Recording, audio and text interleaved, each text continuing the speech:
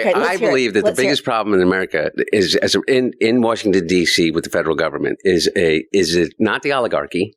Closet cases. It's the closettocracy, as I call it. The only reason that is relevant is because I believe that internal conflict creates so much vitriol inside a person that they take it out on the rest of the world. Hunter Biden has been making the podcast rounds recently, and one of the things he's been talking about is this closettocracy, as he calls it, in Washington, D.C. I have a lot of thoughts, so let's talk about self-loathing, internalized homophobia, and the very significant difference between being homosexual and being homosocial. Welcome back to Yesterqueers. My name's Amanda, and I'm a public historian of queer history. Yes, of course there's a group of closeted lawmakers in the federal government. There are groups of closeted people in every single industry and organization in the United States because we live in a homophobic and transphobic society.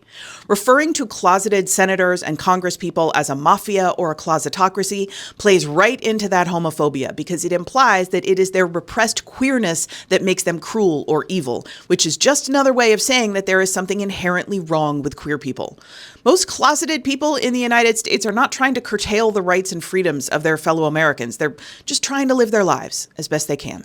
Hunter Biden goes on to try to draw a parallel between closeted lawmakers and addicts, and talks about the way that secrets make people sick and how self-loathing can cause you to lash out at others.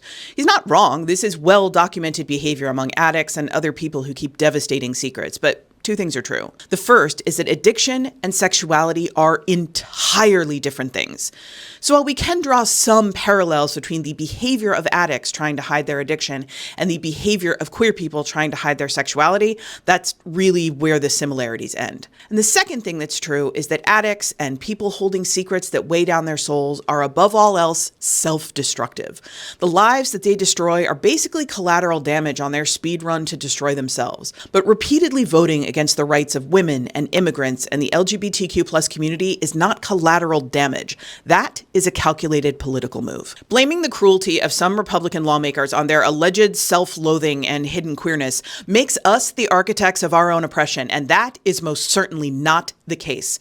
Straight, cis people have built and are primarily responsible for maintaining the systems that oppress LGBTQ+ people. Blaming their actions on self-loathing and internalized homophobia also implies that these lawmakers would be better people who would be making different choices if they were out of the closet, but there is no evidence that that's true. Our current Secretary of the Treasury, Scott Bessent, is an out gay man with a husband and a couple of kids. In fact, the first out gay person ever to hold a cabinet-level position was another Trump lapdog, Acting Director of National Intelligence Richard Grenell, who served for 6 months in 2020. Since 1977, there has even been an entire political organization of LGBT Republicans. And while they didn't endorse or fundraise for Trump in 2016, they sure did in 2020 and 2024.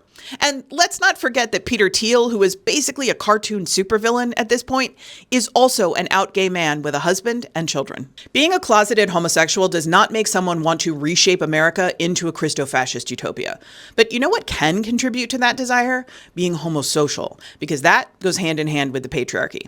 Stay with me, because we're about to try to do nuance on the internet. But first, let's define our terms. Homosexual, sexual and/or romantic attraction to people of one's own gender.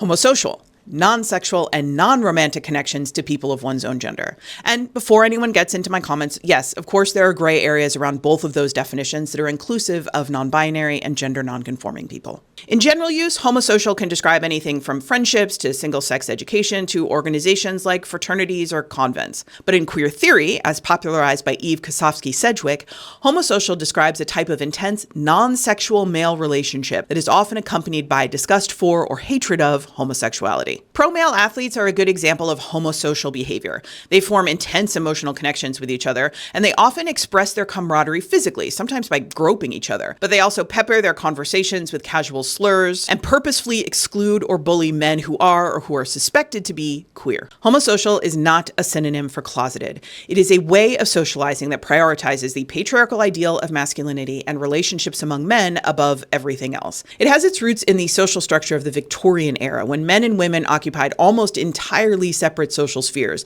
and men were encouraged to form emotionally intimate bonds that were often expressed through casual physical intimacy, like hugging and holding hands. Did this social structure give gay and bisexual men in the Victorian era appropriate cover to have discrete relationships with each other while still maintaining their position in society? Yes.